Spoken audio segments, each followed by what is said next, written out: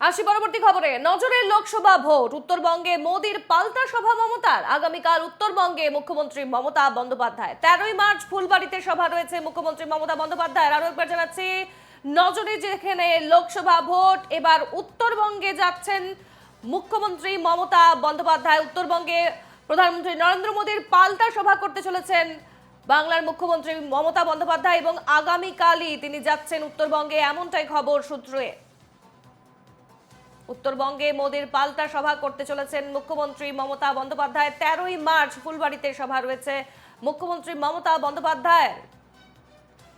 প্রধানমন্ত্রী নরেন্দ্র মোদীর পাল্টা সভা করতে চলেছেন মুখ্যমন্ত্রী। উত্তরবঙ্গে এবার মুখ্যমন্ত্রী মমতা বন্দ্যোপাধ্যায়ের সভা।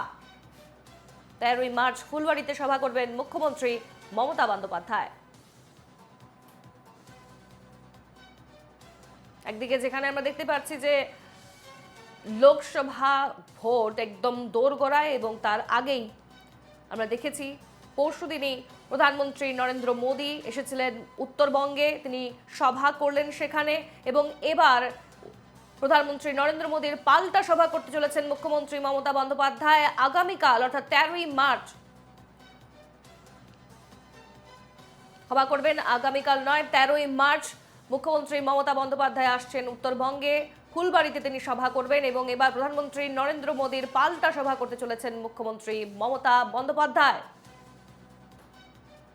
বিভিন্ন জায়গায় দেখা যাচ্ছে, বিভিন্ন জেলায় গিয়ে তারা প্রশাসনিক সভায় যোগ দিচ্ছেন এবং এবার উত্তরবঙ্গে যাচ্ছেন মুখ্যমন্ত্রী মমতা বন্দ্যোপাধ্যায়। প্রধানমন্ত্রীর পাল্টা সভা করতে চলেছেন তিনি। 13ই মার্চ তিনি যাচ্ছেন ফুলবাড়িতে।